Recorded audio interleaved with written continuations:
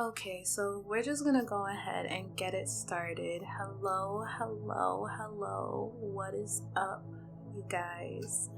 It is your host, Anna, Quest, either or, whichever you want to call me. I prefer Quest. So, what's up? It's your host, Quest, and welcome to the Onaverse.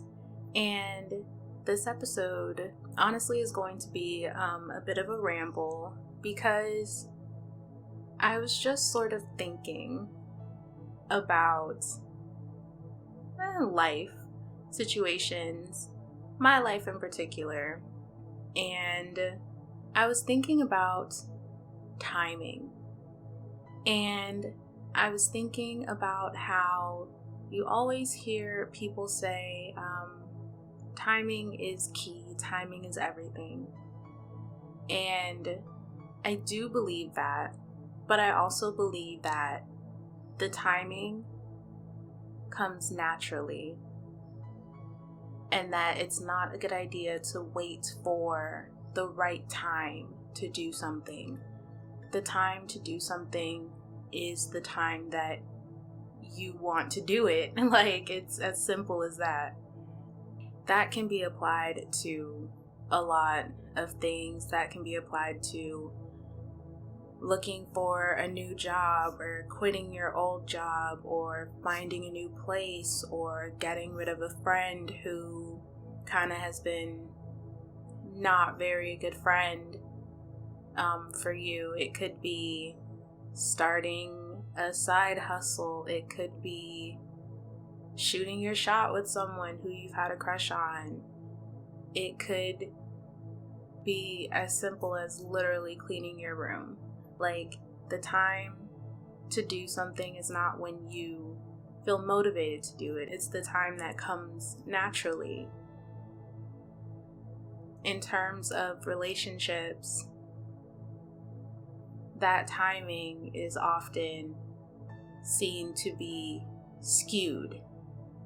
You know, it always seems like the timing is off for one person or another person for whatever reason. Maybe you don't feel like one person is ready. Maybe you don't feel like you're ready. Maybe you don't feel like either of you are ready. But even though, you know, timing is key, time is also kind of what you make it. And in terms of, let's say, confessing your love for someone, or just in general expressing your love, making changes, it's never too late to do those things if you're genuine about it.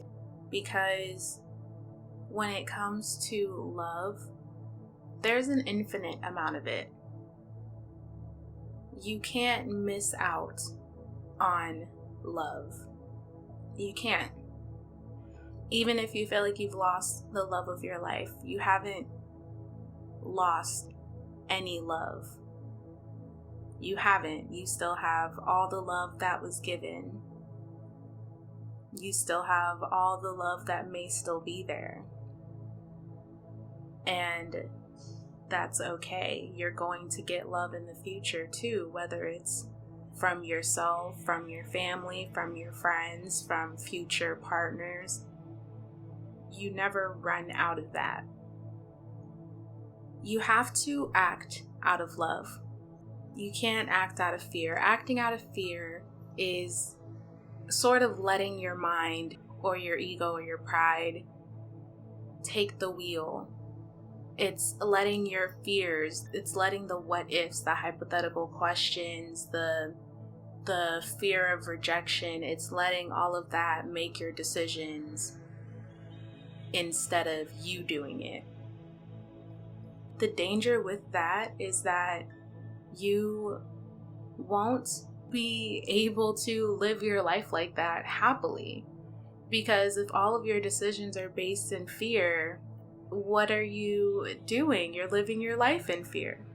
Instead of doing that, you have to make decisions from a place of love and live your life with love. And I know that sounds corny as hell, but it's true.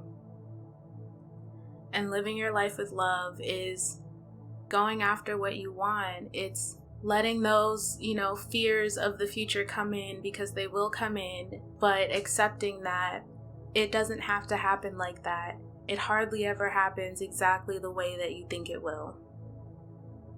Like, you have to put that fear of an imaginary scenario to the side and focus on the present moment. You also have to acknowledge the past, process the past, and accept the past. Forgive the past, and then forget the past. And forget doesn't mean that it just, flies out of your memory. Forget just means that you don't dwell on it anymore.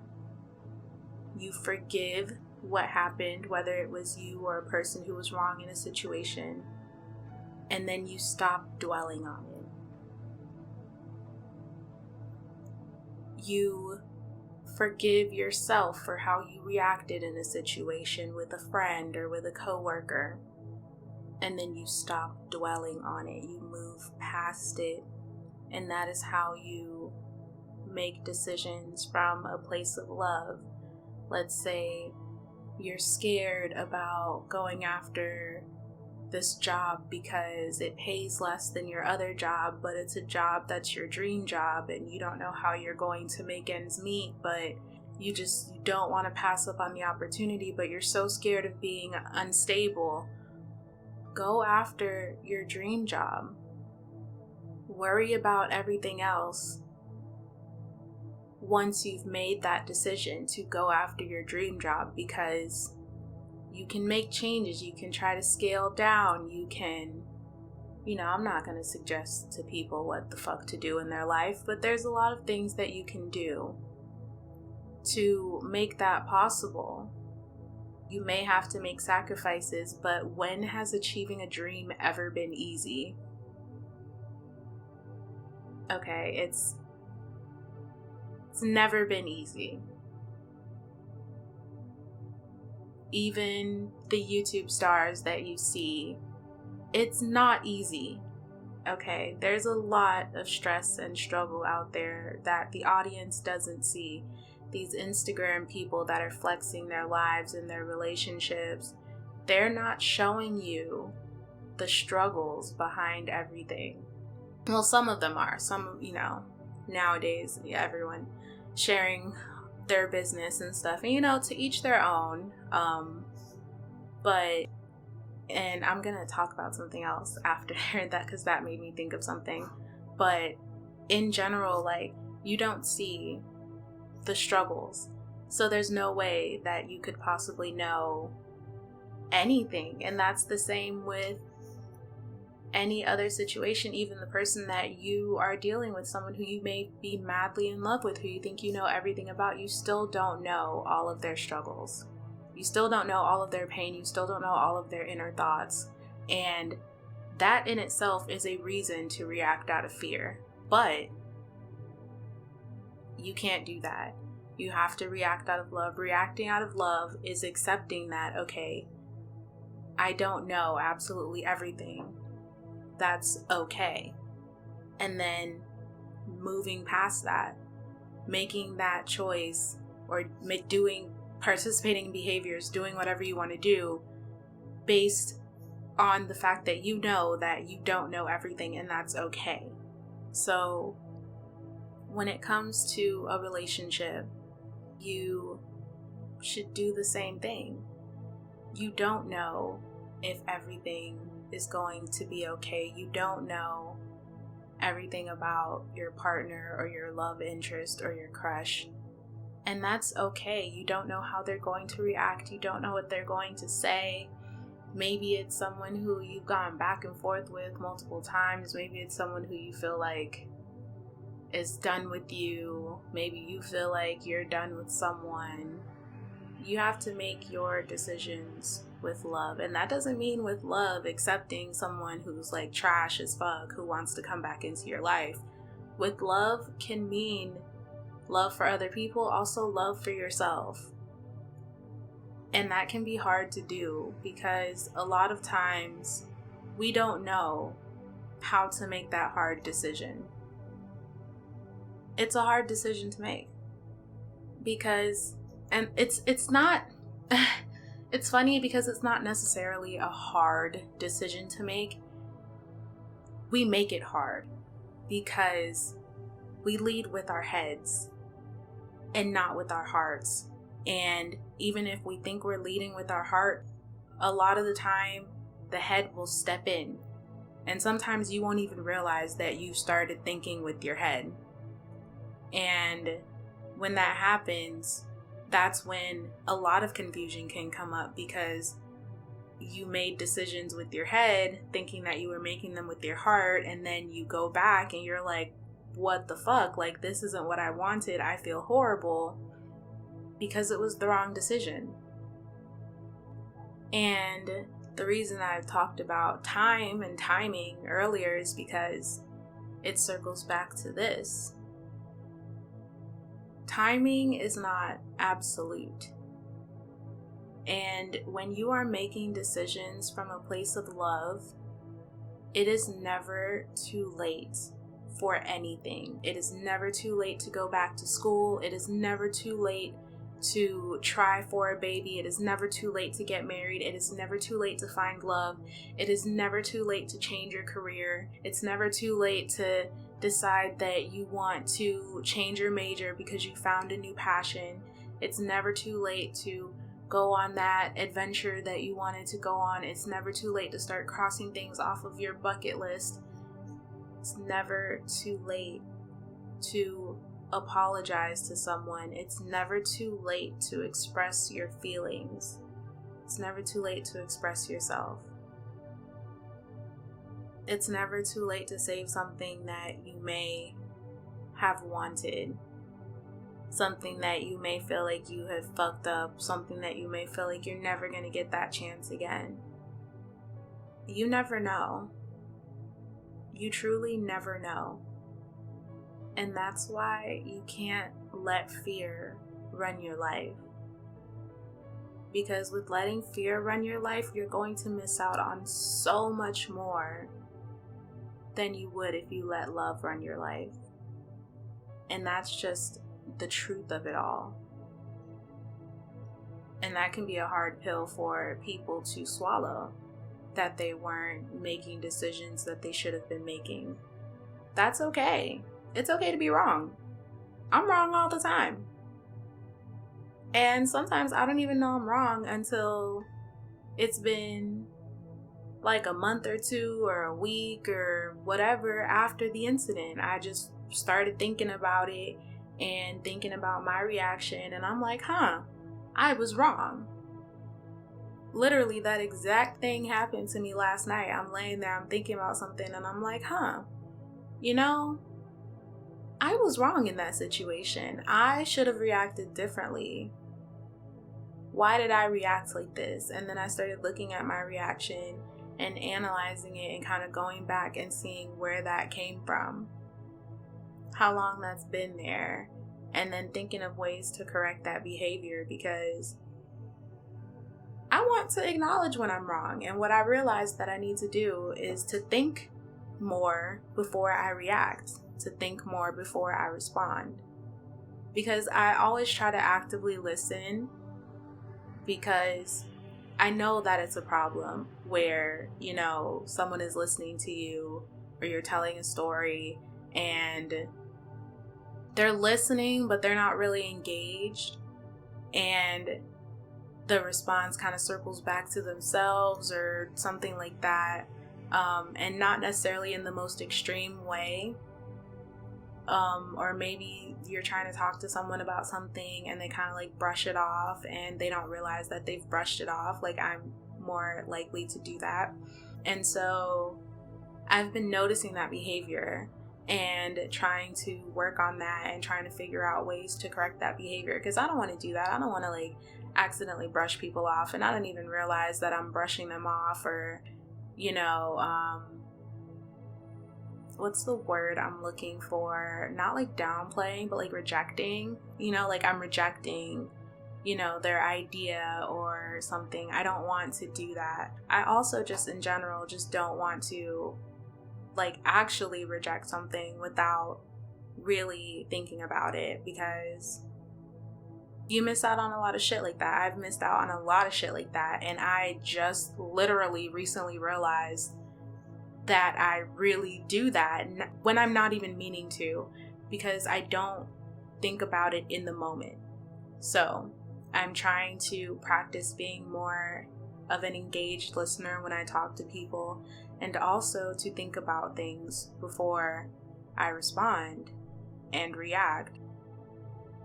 Okay, so that was kind of a little tangent there, but that's okay.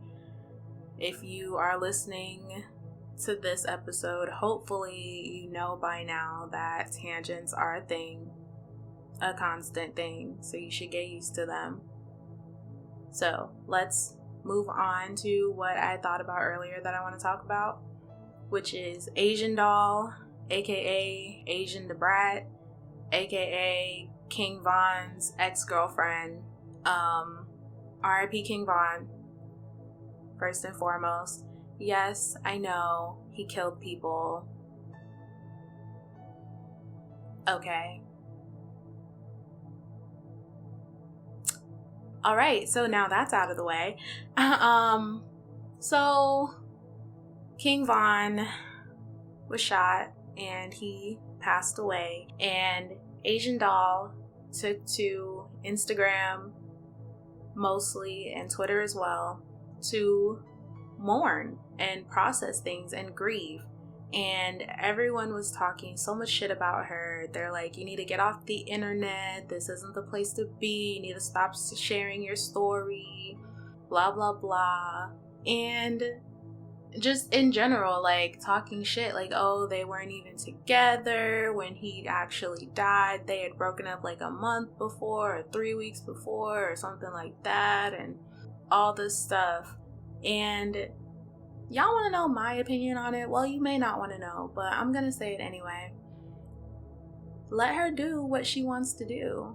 If she wants to use her Instagram to post pictures of her crying about her man who just died, let her do that.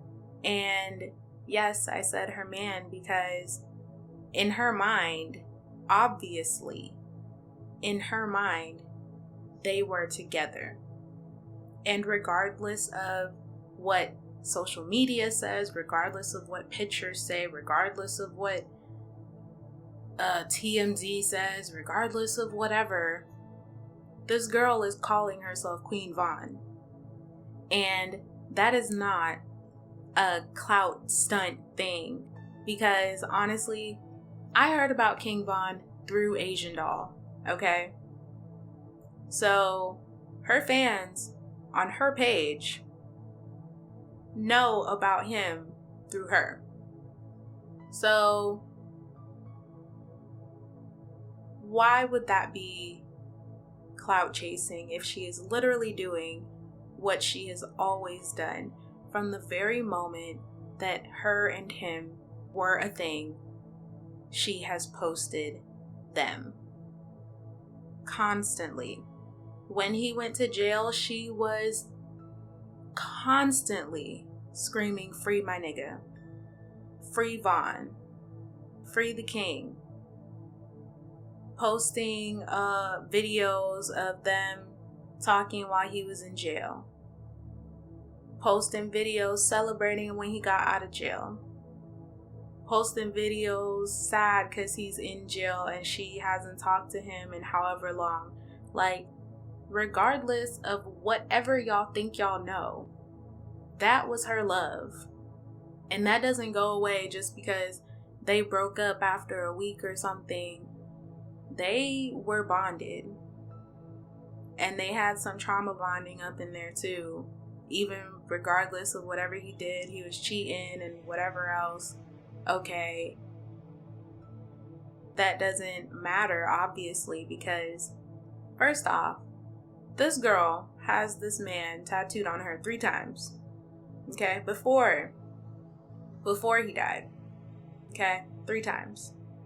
Why would her tattooing himself on her a 4th time be clout chasing? I don't understand the reason. Where is the logic? where is the logic in saying that this girl is chasing the clout of someone who is no longer alive to gain more fans? That's ridiculous. You're saying on her videos, because I was just watching an interview that she did, that she's clout chasing because she's trying to talk like him and trying to act like him and put on his mannerisms and stuff. No, they just spent a lot of time together over the time that they've been together. And I don't really know how long I've been following Asian Doll. Probably, I know over a year. So over a year I've been following Asian Doll. Maybe even 2 years, because I do remember when she really wasn't posting anything about Vaughn, and then all of a sudden it was just Vaughn everywhere. So I'm pretty sure that may have been when they got together. But I do know that she's been consistent. And if you are around someone for a long time, you are going to adopt their mannerisms, their speech, their ways of talking, their hand motions, their gestures. Like, you're going to mesh with your partner. Even when they were together and he was alive, they would post videos and people would comment and be like, oh wow, Vaughn is starting to look like Asia, or Asian's starting to look like Vaughn.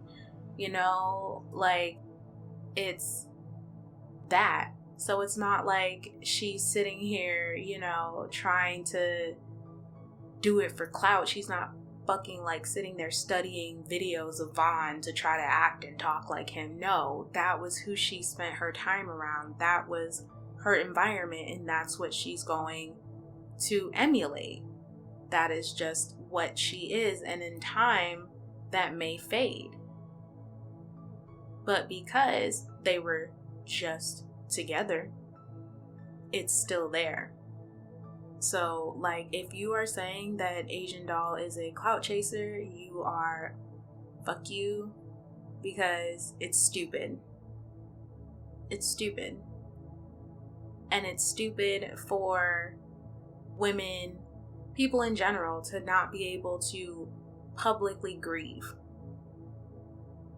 their loved lost ones, especially their husbands or boyfriends, especially their boyfriends, girlfriends, you know, their partners without marriage. Like, why is that an issue? Why can a boyfriend or a girlfriend not grieve? Why is it their fault? Why are they always the problem? Why is there always an issue with someone being sad about someone else? Even when celebrities die, there's always an issue with people being sad about that.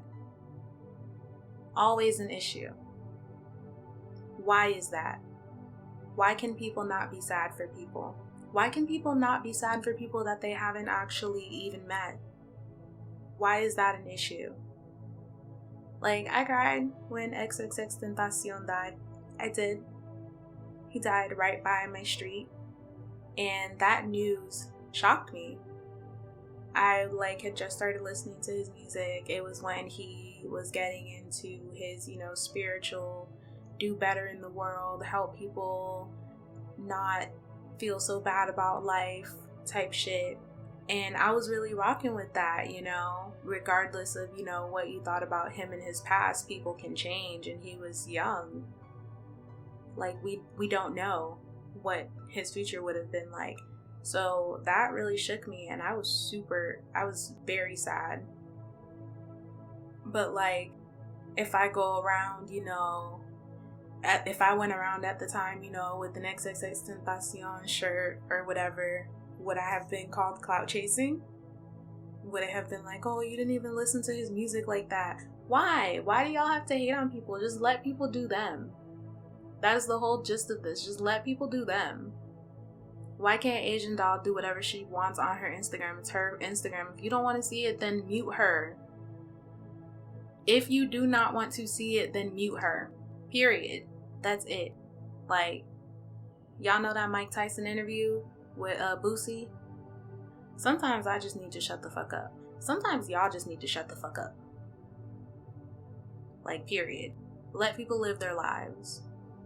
Because regardless of anything, they're going to continue living their lives. And so are you. So just let them continue to live their lives. Your opinion doesn't mean anything. And that's just the truth of it all. Your opinion in regards to this person's life and their decisions does not mean anything. If you do not want to see them, mute them. The only person who frustrates me, who I be wanting to say stuff about, because even though I don't follow this woman, see this girl everywhere, is Lizzo. Okay? Tired of the Lizzo twerking videos. Don't want to see the Lizzo twerking videos. They make me uncomfortable. No hate to BBWs. No hate to bigger women. No hate to beautiful women, because Lizzo is a beautiful girl. I just don't want to see her butt as much as I do. The fact that her butt, I see it so much more than I see other celebrity butts on a regular basis. It annoys me. It's her butt, and then who else? I don't know. Whoever Hollywood Unlocked posts a lot, like oh, I don't know. None of these females' names, child. Black China, you know, back in the day they used to post her a lot, like, you know, sort of like that. I don't even be paying attention to who they post now. I just look at it and I'll be like, oh, that's surgery right there. The only person I really like is Jordan Woods. I don't know. I support Jordan Woods, whatever. Don't care. So I just kind of wanted to get on and talk about stuff. I didn't even mean for it to get this long. I literally just wanted to ramble, like I said in the beginning. So I'm going to let you guys get back to your regular lives. Remember to drink water throughout the day, not just when you feel thirsty. And remember to take deep breaths in through your nose and let the stomach expand, out through your mouth and let the stomach contract. And breathe in, and that will also help with your posture. And I genuinely and truly love you guys, especially if you listened to this whole thing and you support me. Alright, so I'm gonna let you guys go. Peace out. You are now leaving the Onaverse. Bye guys.